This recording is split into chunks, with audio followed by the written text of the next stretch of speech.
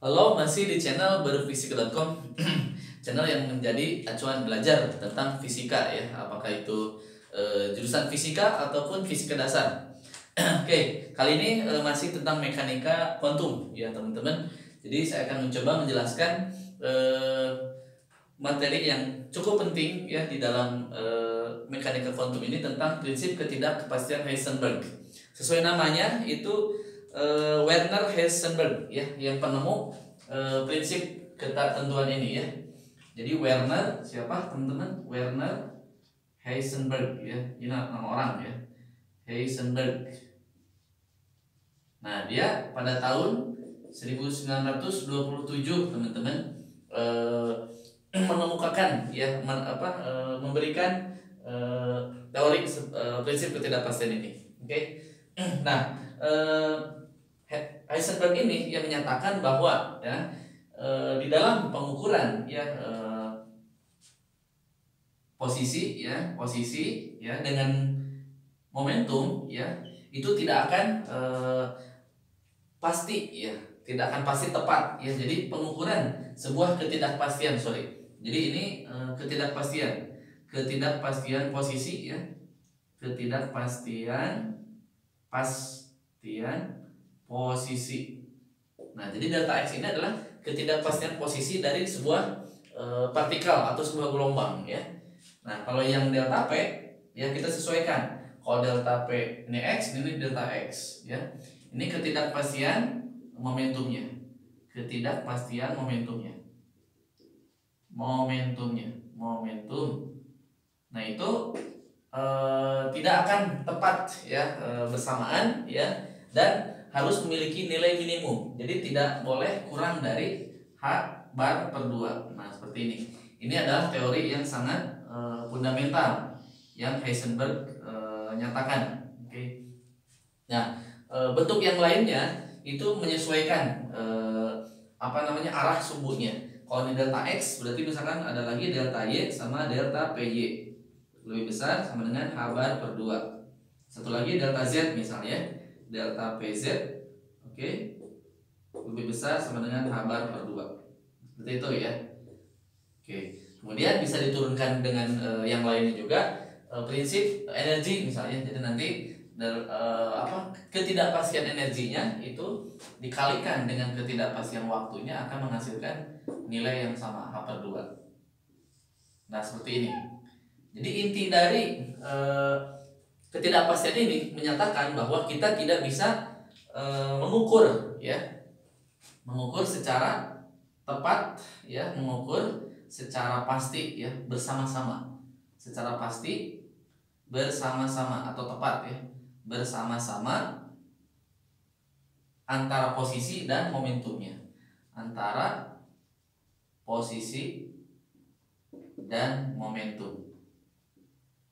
momentumnya. Jadi kita tidak bisa mengukur, tidak dapat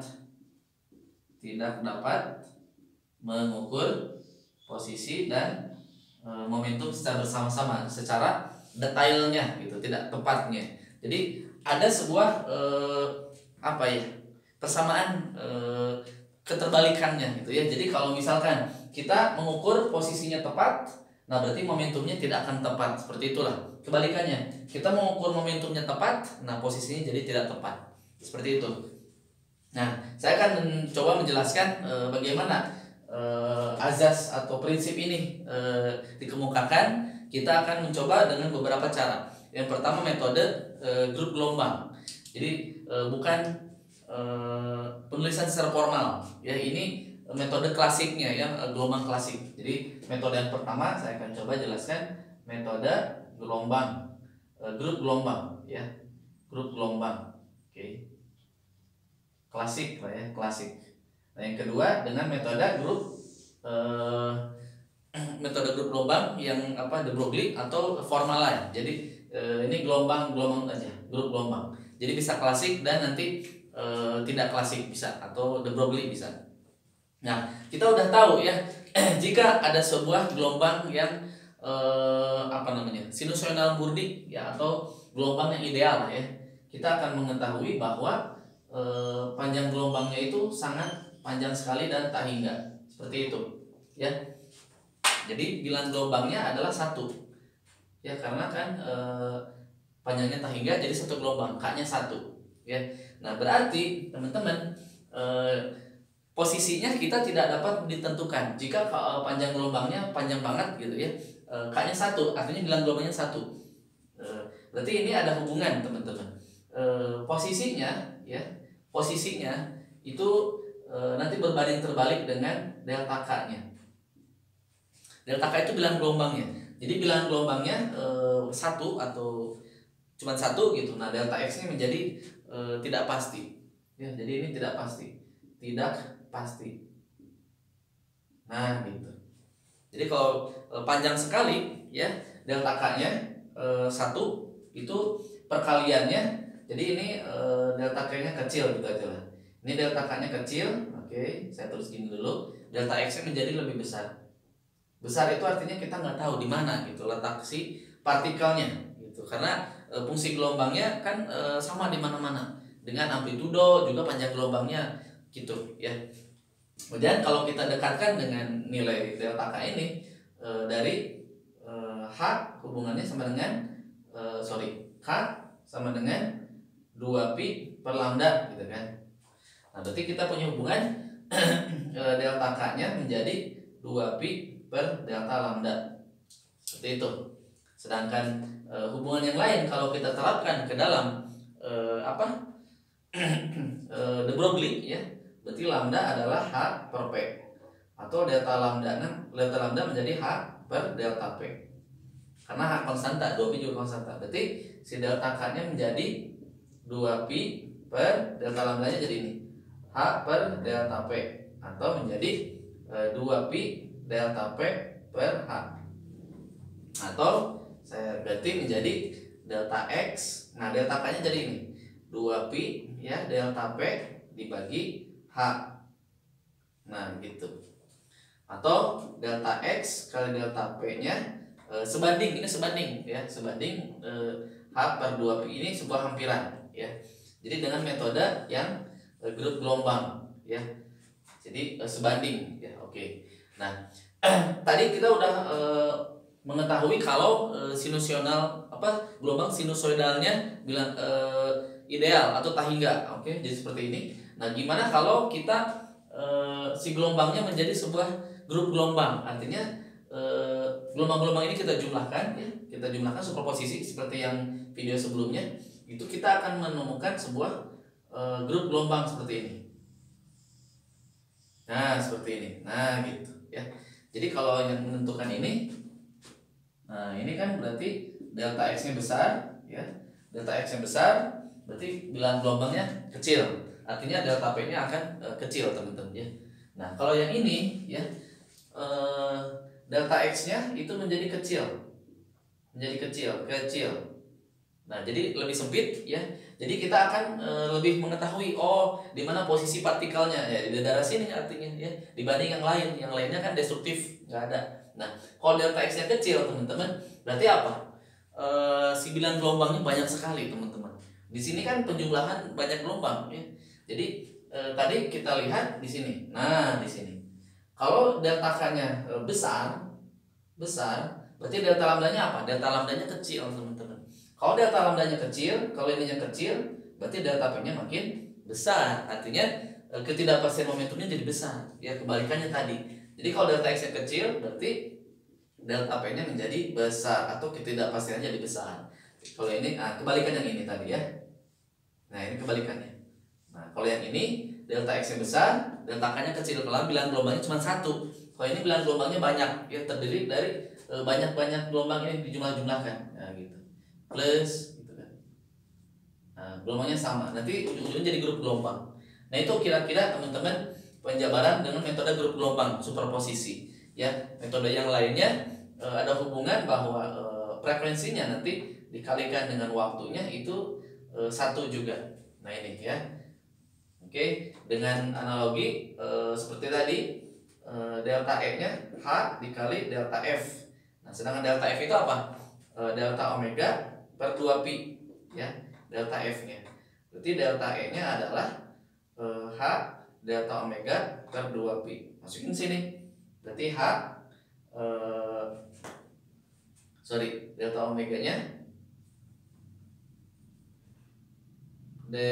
omeganya berarti delta omega per 2pi. Nah gitu. Jadi delta omeganya adalah delta E kali 2pi. Oke, ada H-nya ya, per H. Nah gitu. Itu delta F.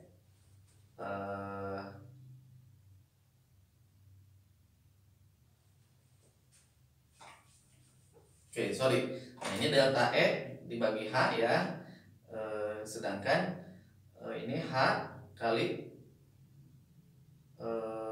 delta W per 2pi. Nah gitu maksudnya. Ini delta E aja. Delta E. Nah gitu. Nah sedangkan kita ini delta omega. Berarti delta omeganya menjadi 2pi delta E per H. Nah gitu maksudnya. Berarti 2pi delta E per H jika delta T sebanding dengan 1, atau delta E delta T itu sebanding dengan H per 2pi. Tuh sama ya dengan prinsip yang ini. Nah ini sebenarnya hampiran saja teman-teman. Nanti metode kedua saya akan tuliskan dengan yang lebih formal, lebih rinci, lebih teliti. Jadi intinya perkalian ketidakpastian ini itu mendekati sebuah nilai, ada batas minimalnya teman-teman ya. Sebanding, berbeda dengan metode bukan kuantum, tapi metode klasik itu tidak ada batas seperti ini. Jadi intinya mereka ketelitiannya pasti bisa ditemukan. Tapi kalau ini tidak bisa secara bersama-sama teman-teman. Oke, nah jadi artinya ini delta E dikali delta T, ketidakpastian energi dikali ketidakpastian waktu itu harus sebanding dengan H per 2pi. Artinya jika kita ingin mengukur ketidakpastian dari energi ya, berarti pasti nih, ini pasti ya. Berarti delta T-nya harus lama teman-teman, lama. Oke. Kalau T-nya ingin pasti ya, jadi delta T-nya jadi tidak pasti. Kebalikannya, kalau misalkan yang kita hasilkan waktunya sangat cepat, berarti delta T-nya kecil. Nah, berarti delta E-nya menjadi besar, teman-teman. Kebalikannya lah. Oke, nah sekarang saya akan mencoba menjelaskan metode yang kedua, yaitu dengan metode formalisme ya, formalnya. Oke. Nah, seperti itu. Kita udah tahu nih persamaan gelombang ini. Nah, fungsi gelombangnya ya, yang grup gelombang itu bisa kita tuliskan menjadi sebuah transformasi Fourier seperti ini. GK ya, cos kx dk. Nah, seperti itu. Nah, dengan GK-nya inilah amplitudenya ya. Ini amplitudo gelombang merupakan fungsi dari bilangan gelombang juga ya. Nah, seperti ini. Jadi ini adalah transformasi Fourier ya. Transformasi Fourier. Nah, jadi teman-teman silakan buka kembali fisika matematikanya, Fismat ya. Nanti ada proses tentang transformasi Fourier, perhitungan dan sebagainya. Di sini saya tidak akan menuliskan terlalu detail, hanya akan menggambarkan secara fisisnya saja. Oke, kemudian nah, jika kita menggambarkan sebuah gelombang, fungsi gelombang ya, menjadi transformasi Fouriernya, teman-teman akan mendapatkan hasil grafik seperti ini. Nah, ini fungsi gelombang, misal ini fungsi gelombangnya X, misalkan terhadap sebuah apa teman-teman? Nah, sebuah ini dulu lah. Nah, ini ya. Nah, gitu. Oke. Ada 3 lah, saya gambarkan. Ada 3 ya.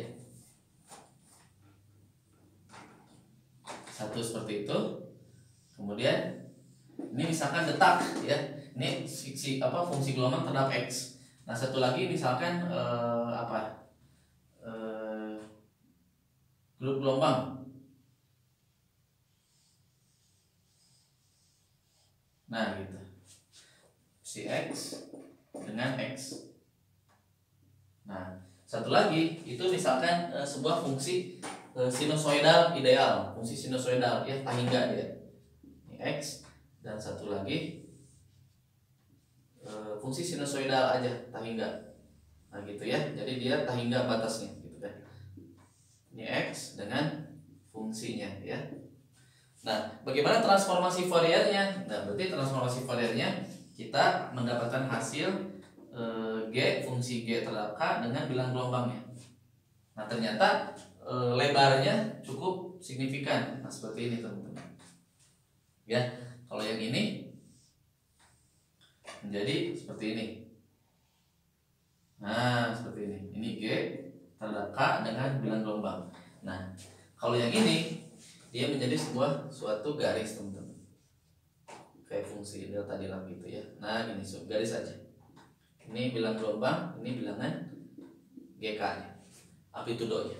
Ini hasil transformasi Fouriernya ya, dari bilang gelombang dari fungsi gelombangnya, fungsi gelombang ke bilang gelombangnya. Dan dari sini kita dapat melihat teman-teman hubungannya ya. Kalau misalkan X-nya sempit ya, bilang gelombangnya adalah besar. Ya berarti seperti yang tadi ya, delta X dikali dengan delta K, delta X dikali dengan delta K, nah gitu. Ya, jadi kalau delta X-nya kecil, maka delta K-nya bilang gelombangnya perbedaannya itu adalah besar. Ya lebarnya, tuh kan hasilnya sesuai dengan grafiknya. Kalau ini delta X-nya kan makin besar nih, makin besar berarti delta X-nya. Nah, delta X-nya tetap agak besar, berarti ini agak jadi kecil. Ini agak membesar, ini agak kecil.